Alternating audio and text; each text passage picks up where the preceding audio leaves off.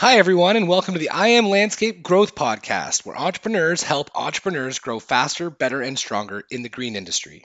From leadership to sales to recruiting and operational excellence, we cover the topics holding entrepreneurs back and share how to get past those bottlenecks with the best in the industry. I'm your host, Rob Murray, co founder and CEO of Intrigue, a digital marketing company focused on helping landscape companies grow. So sit back and enjoy the show. Welcome back, everyone, to another episode of the I Am Landscape Growth Podcast. Today, I have the opportunity to have our guest Russel Wood on the show. Thank you, Russell, for doing this. I look forward to being here. Thanks so much for inviting me. Yeah, for sure, man. And Russell obviously has a very cool perspective on the green industry, like most of our guests. In this case, Russell's actually the executive director at the Alabama Nursery and Landscape Association, and also the one that essentially heads up the entire um, Gulf States Horticultural Expo, which is usually held in February, and this year in 2020 or 2023, but in 2024, it's going to be what, the third week of February, something like It's that. January. Or sorry, January. What, 25 years in the industry, post-secondary education, college education, and experience working with different landscape companies. So Russell, why don't you just give the audience a little bit of a heads up in terms of like how you ended up running the Nursery and Landscape Association? Sure. So, got a horticulture degree from Auburn University and finished up in 2002. And I went to work for some large commercial landscape companies in the Southeast, and spent about 8 years in the Memphis market, and about 5 years in the Atlanta markets. And the labor situation was really tough. Still is today. And frankly, I just kind of got burnt out with the situation, and was looking for another career path. And so talked to a mentor of mine, and he told me about an opportunity with the Nursery and Landscape Association. And I explored it. When I came through school, they were just the Nurserymen's Association. They didn't incorporate landscapers at that point in time. So I knew of them, but wasn't super familiar with them. But came through and met several of my old classmates from college in there, and they knew me and trusted me, and said, "Hey, you understand our pain points, and you can advocate for us because you've been on the front lines of it." And so that's essentially what the job is looking to protect and preserve landscape nursery and garden center operations, and keep an eye on legislation and anything that may be coming down the pipe, pest, disease, whatever that these folks need to know about, that they don't have time to really dial into that every day. They're more worried about day-to-day operations, making sure that they've got sales coming in, making sure that their quality is being met and that their employees are happy and equipment's being dealt with, and all the things. All the things, yeah. Right. But looking at those, kind of secondary or third level things isn't really high on the list. If they've got time, great. If they don't, who's looking out for us on that? And so, they pay their dues to be a member, and the dues help, fund somebody to be in this position to look out for those things. And we also organize, the trade show and different events, for members to help them with continuing education and making sure they have opportunities to invest in their training for their people. We also, look at workforce development. What are we doing, to keep the next generation of professionals coming into the marketplace, or into the employment pool, rather? Right. So that's a perfect segue without being a spoiler, because we're going to dive into that as like one of the main subjects for today's conversation. And so just to kind of back up for a quick second, the theme of the podcast is all around understanding the primary growth constraints that are holding entrepreneurs back in the green industry. And so, um, you know, curious from your perspective, what you see as the primary growth constraint, within your membership and the folks that you're working with on a regular basis. One of the things that comes up from time to time is delegation. People often start in this business as a small one-man shop. Over time, you add 2-3 employees, and as you're trying to grow into that, second truck, or from a second truck into fourth or fifth or whatever, eventually you've got to start trusting the people that you hired to do some work while you're not with them, and trust that the quality is going to be good, that they're not going to be, asleep in the truck or whatever, that things are going to happen. And so when the trust is good and then things are getting done, you can continue to expand that out.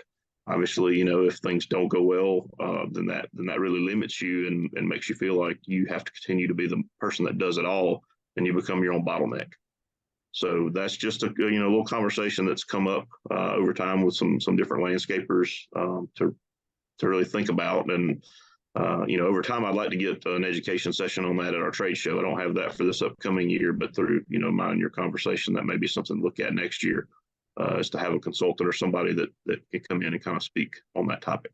Yeah, super valuable, and like something that a lot of people encounter.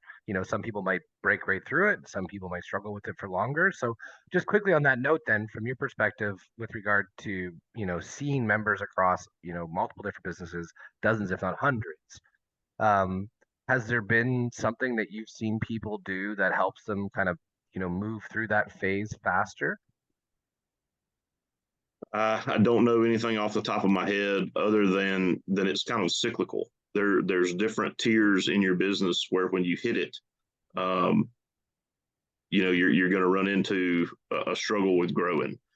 You may have to bring somebody on to have the staff to push through that level, and then if you're bringing in that overhead, maybe your profit drops that year because you got to see it as an investment of like I gotta bring on this other guy or we're never going to grow, and just know that in the short term that's going to be a pain point with your bottom line because you added that overhead, but then ideally that guy's bringing in more revenue, so then the next year you kind of catch it back up.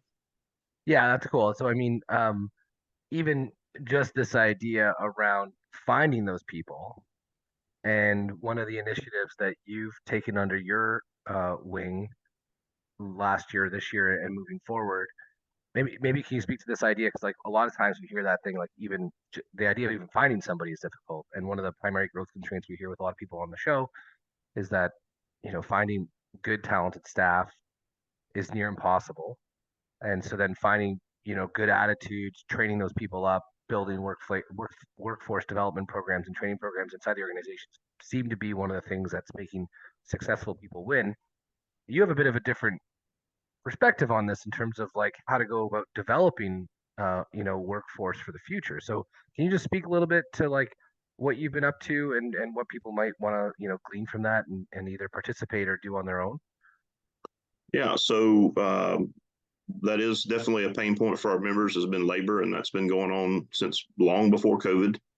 There was a time when nursery and landscape was looked on as you guys are paying low wages, and you got seasonal work, so somebody wants that 40 hours for all 52 weeks a year.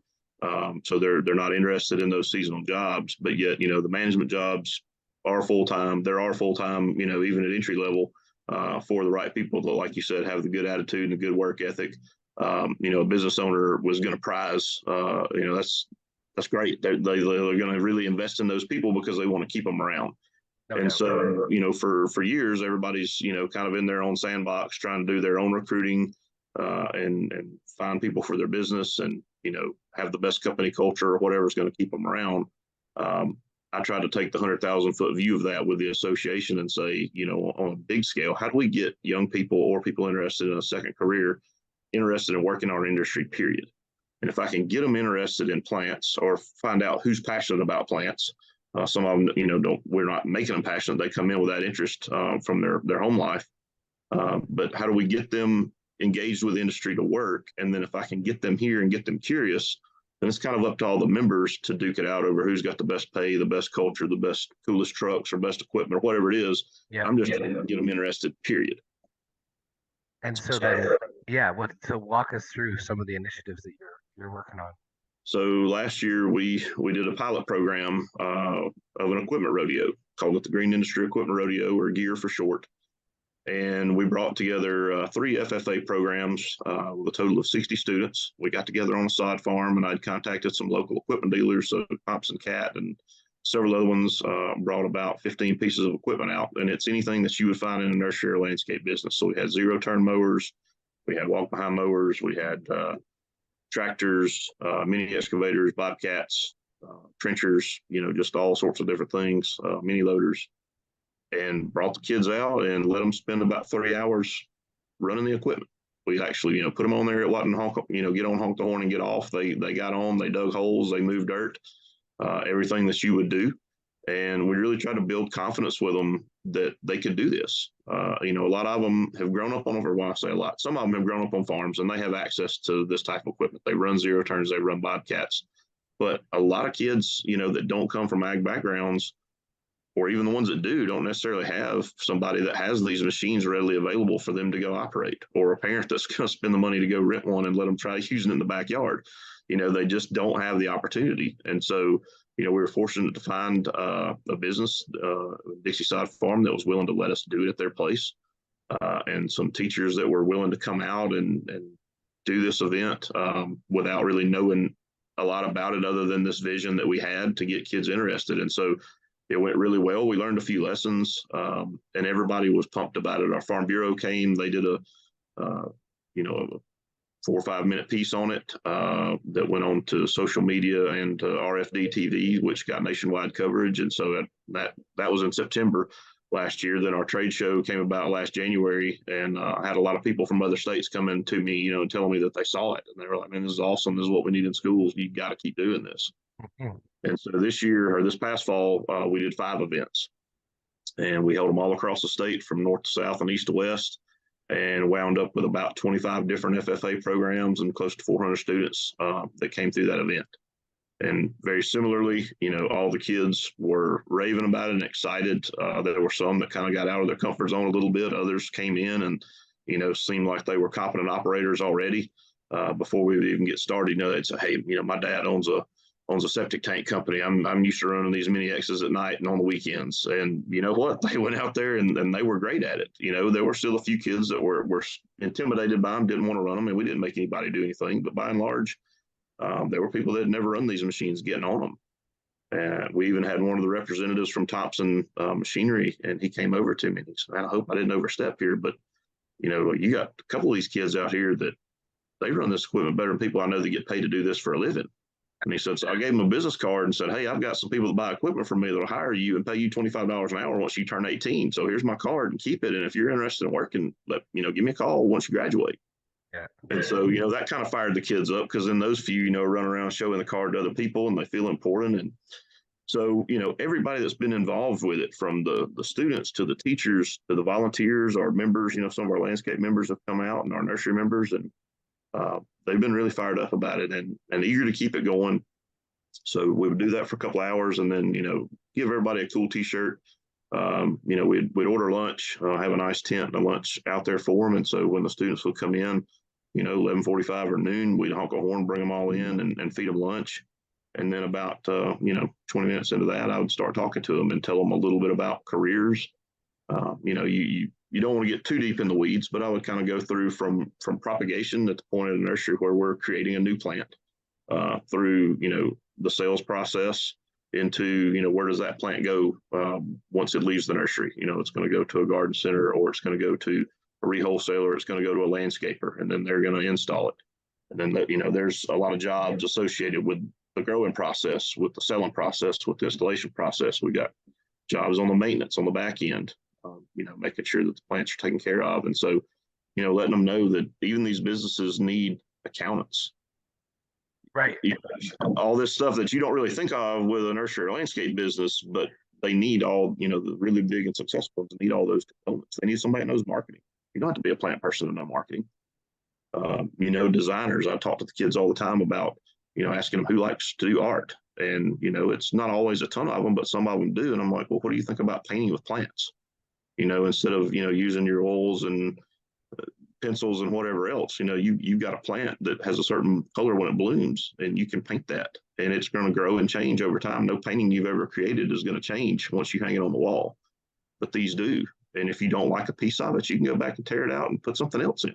Yeah, super cool perspective, right? And so, this is really, I think what you said too at the beginning too about taking like this 100,000-foot view of like looking at trying to solve an industry problem, getting ahead of it. Like this isn't, you're not sitting there trying to say that we need to convince 10 people to start working in the green industry today.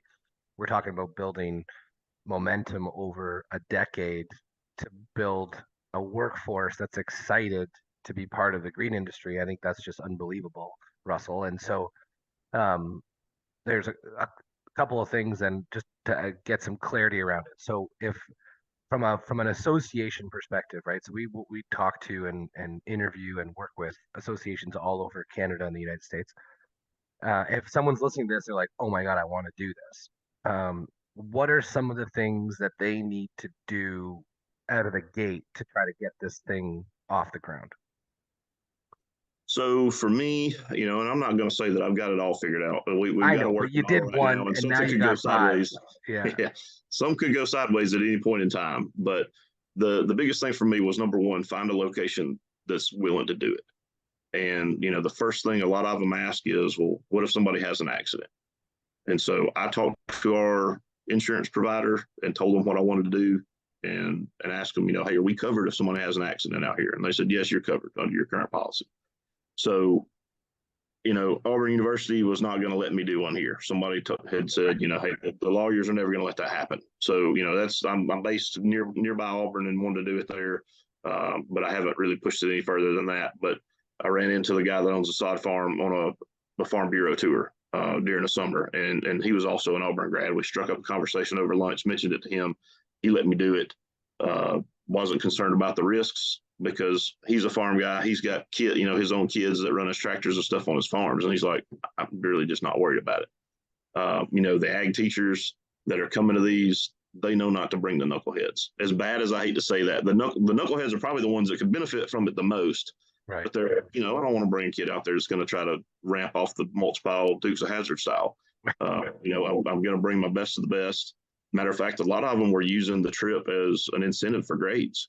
I found out that some of the kids didn't get to come because they didn't have a high enough average, and I asked the teacher about it. And he was like, well, that's just our policy. But he said, you'd be surprised how many of these kids worked their rear end off to get their GPA up high enough to come out here. Very cool.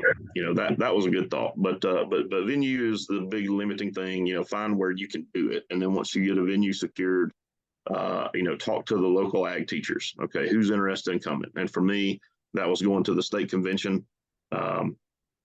And kind of identifying, getting contact information for those teachers. So I had a video playing of the first one that I did, and if anybody ever wanted to borrow that, there's a link on YouTube for it. I had that playing on TV when the kids would come by and look at it, and I'd say, hey, is that like something you want to do to run equipment? And they're like, oh yeah. I was like, well, go find your teacher and bring them back over here. So you send them to bring the teacher back. Number two part with the teachers is get their cell phone number.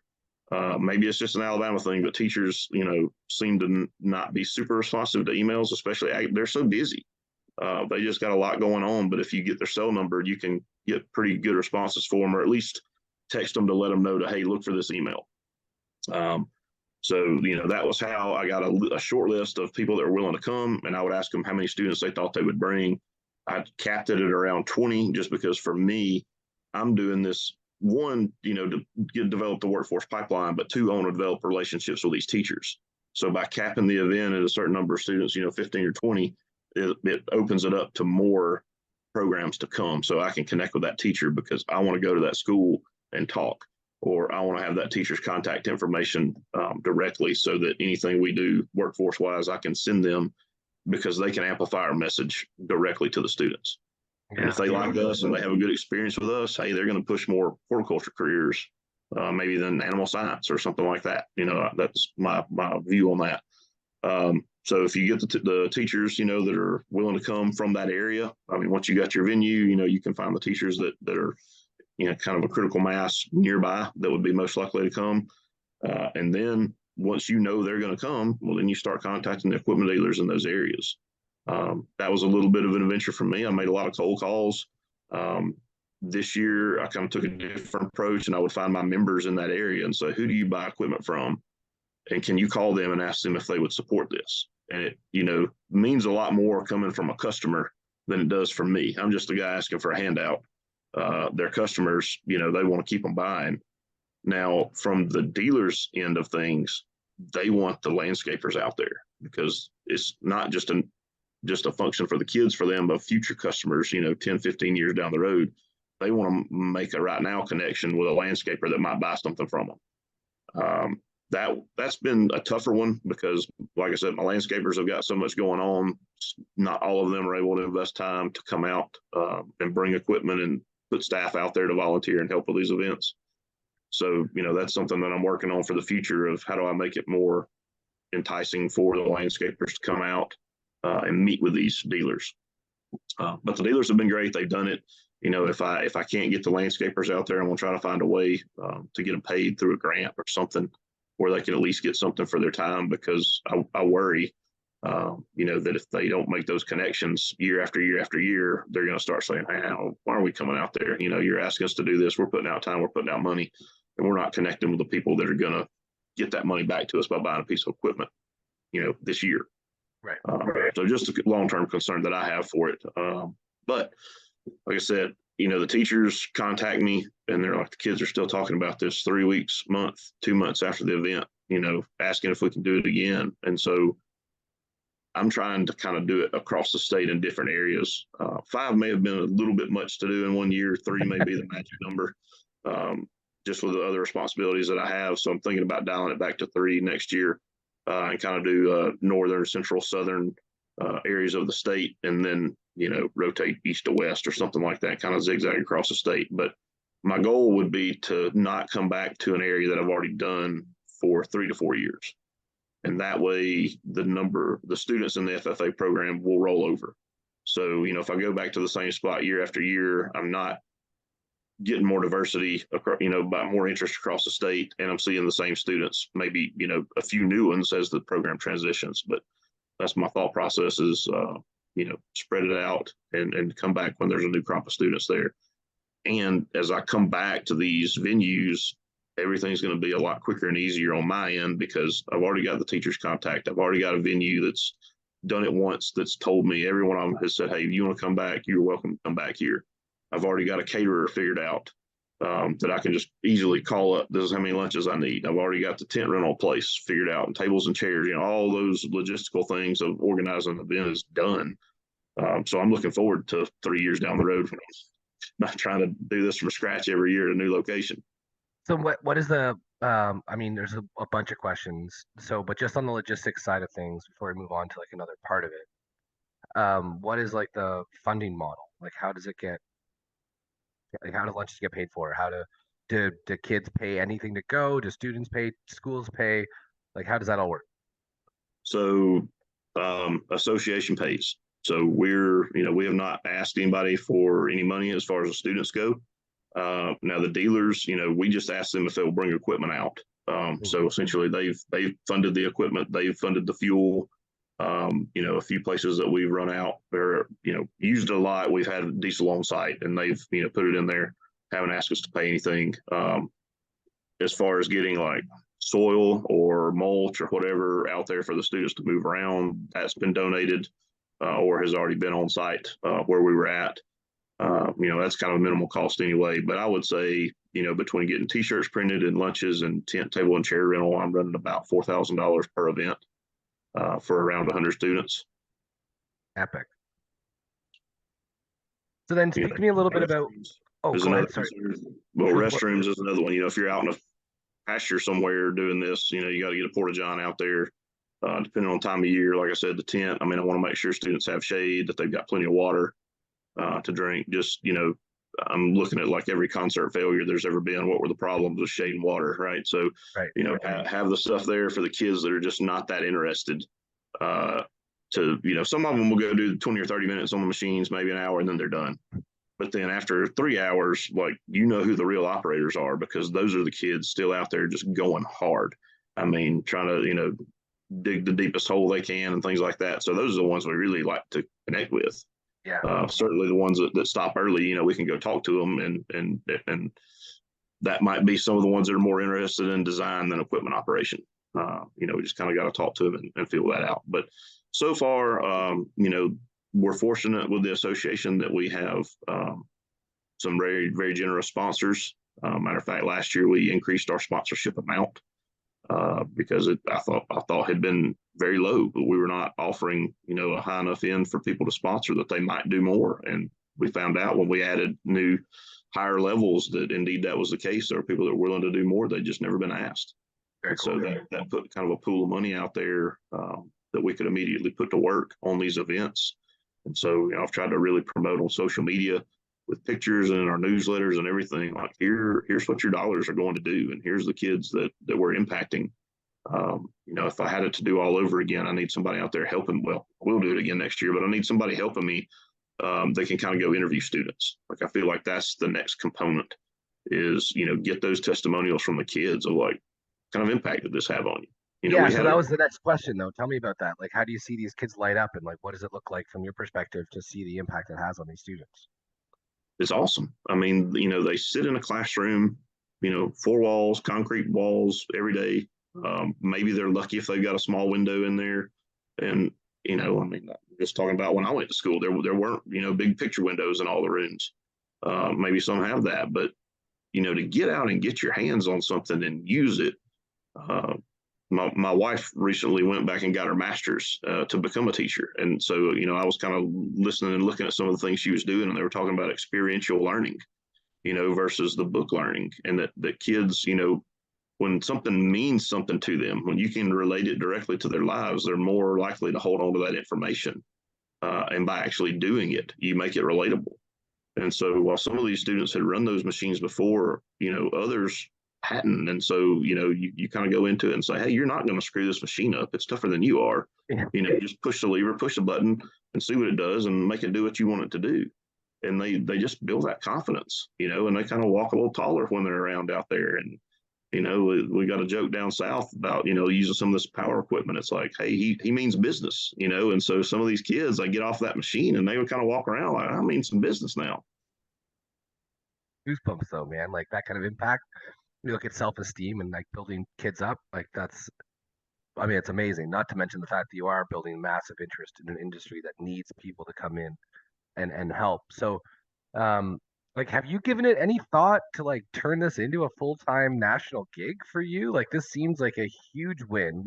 I've interviewed people across, whatever, 20 associations. I'm not quite through all the states yet, and provinces in Canada, but I mean, by this time next year, I'll probably have made my way through the whole thing. No one's talked about anything close to this.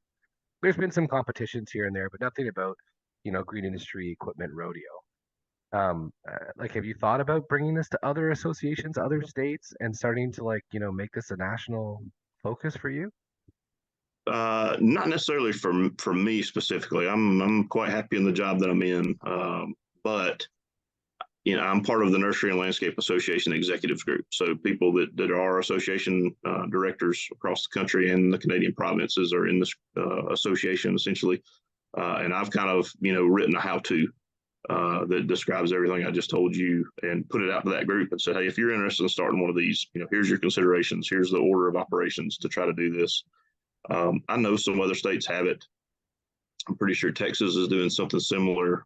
Ohio even has a landscape Olympics. That's really cool. So if you haven't talked to Ohio yet, talk to Ohio, because that's kind of my next step is like, how do I go from just the machines into like installing plants and other things? So they're almost a miniature version of the National Collegiate Landscape Competition that NALP does.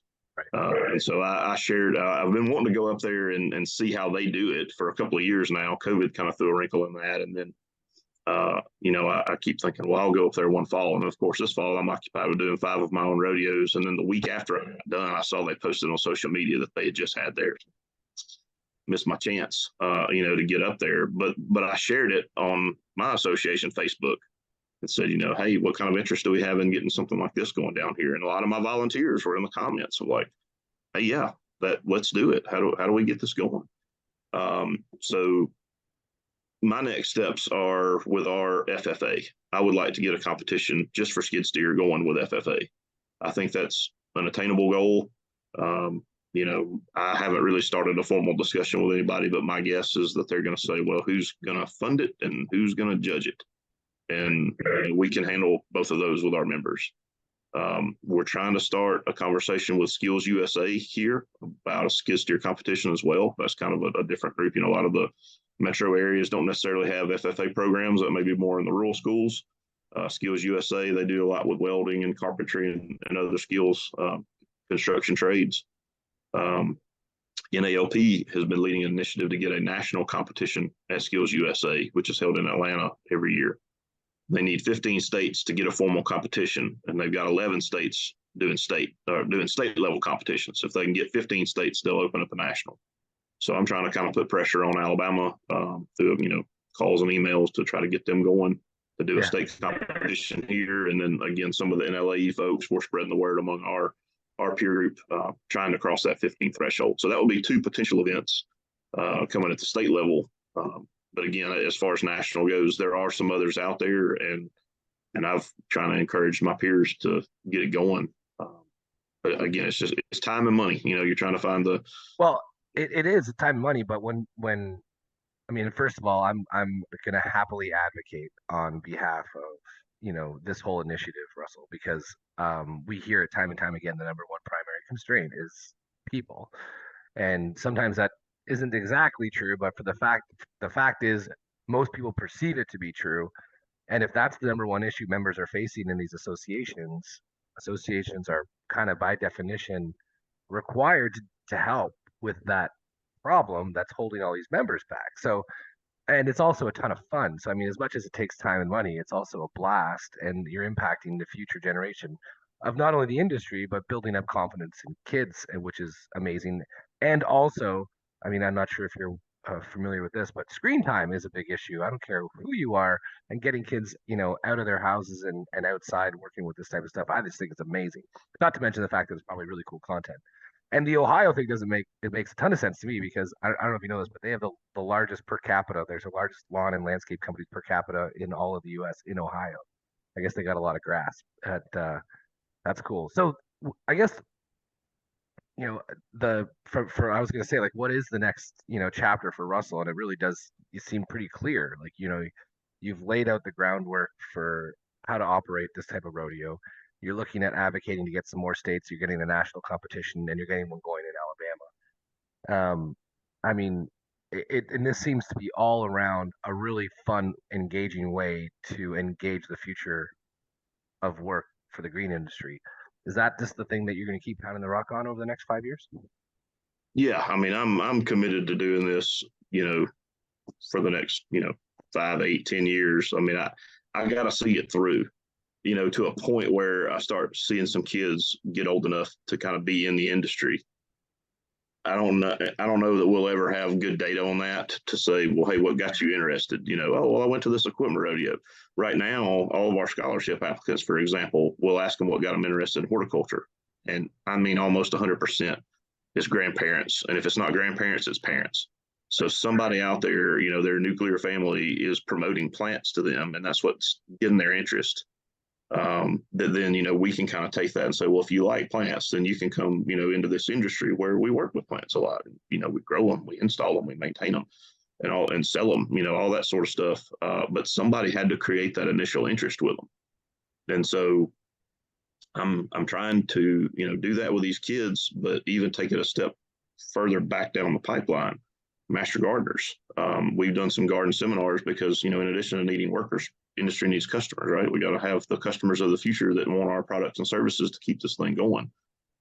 So we were doing some garden seminars to try and connect with the new gardeners. In the pandemic, the estimates are 16 to 18 million new gardeners came around because everybody was stuck at home. Everybody looking at these projects that they've been putting off for years, and all of a sudden they had time and they had stimulus money, and the garden centers were the handful of things that were open and available to go to. So, boom, garden centers have record sales, and you've got all this interest in plants. And how do we retain that? As an association, we're looking at, we can't let these people get away. We want to help them be successful. We want to help them continue buying plants. So we did these garden seminars, and unfortunately, everybody's got to work.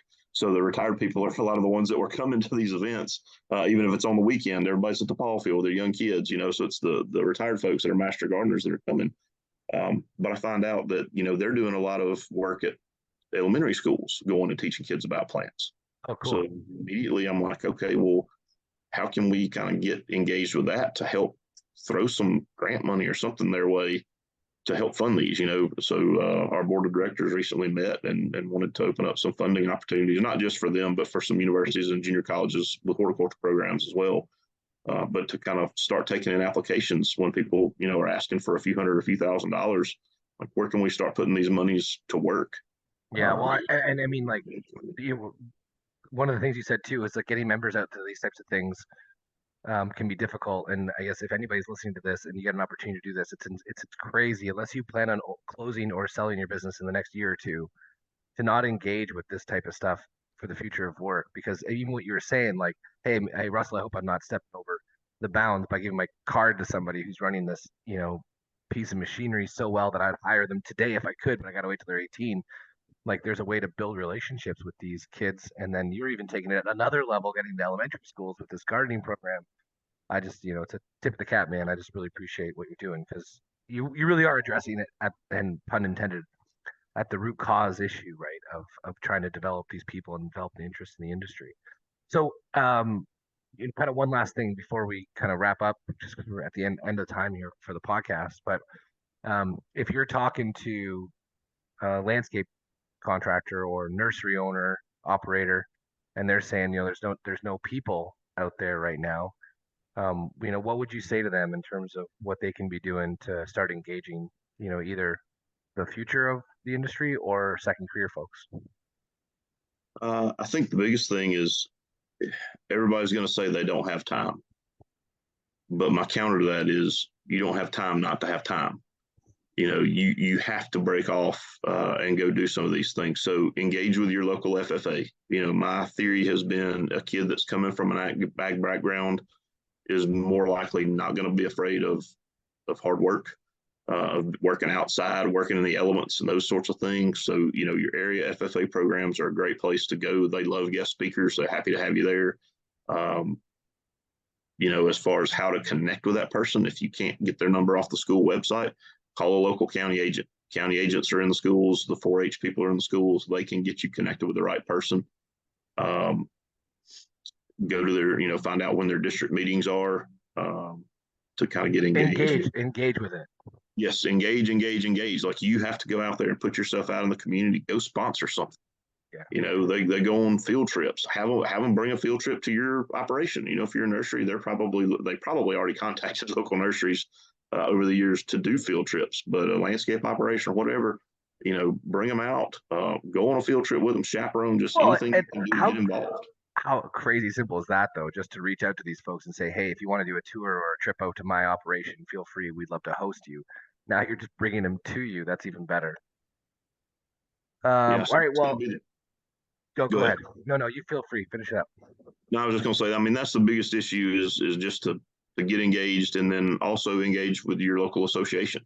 For people that are not members in an association, get involved. A lot of things is you get out of it what you put into it. So, association, we really pride ourselves on, information and sharing information and passing information back and forth and trying to provide training and education opportunities to make the industry better. But you get out what you put in. So go to meetings, go to trade shows, participate, help kind of keep the cycle going.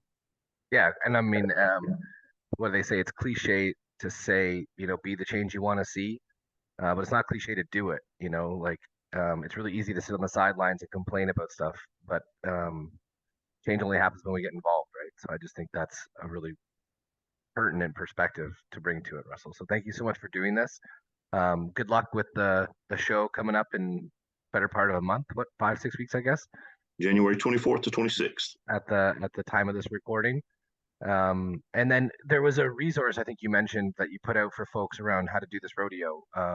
Is there a spot someone can get it, or should someone reach out to you? Like, how does someone, if they want to ask you about this stuff, how do they reach out to you? Sure, they can just contact me via my email address, Russell, RUSSELL @ALNLA.org. So that's AL for Alabama, in Nursery, L Landscape, Association.org. Awesome, Russell. Well, thank you again so much for doing this. We appreciate your time, man. Rock on. All right, thank you. The I Am Landscape Growth Podcast is brought to you by Intrigue, where passionate marketing meets predictable results for entrepreneurs. Remember to like and subscribe to the podcast so you don't miss the next episode. And if you would like to be a guest on the podcast, please visit intriguemedia.com and click on podcasts.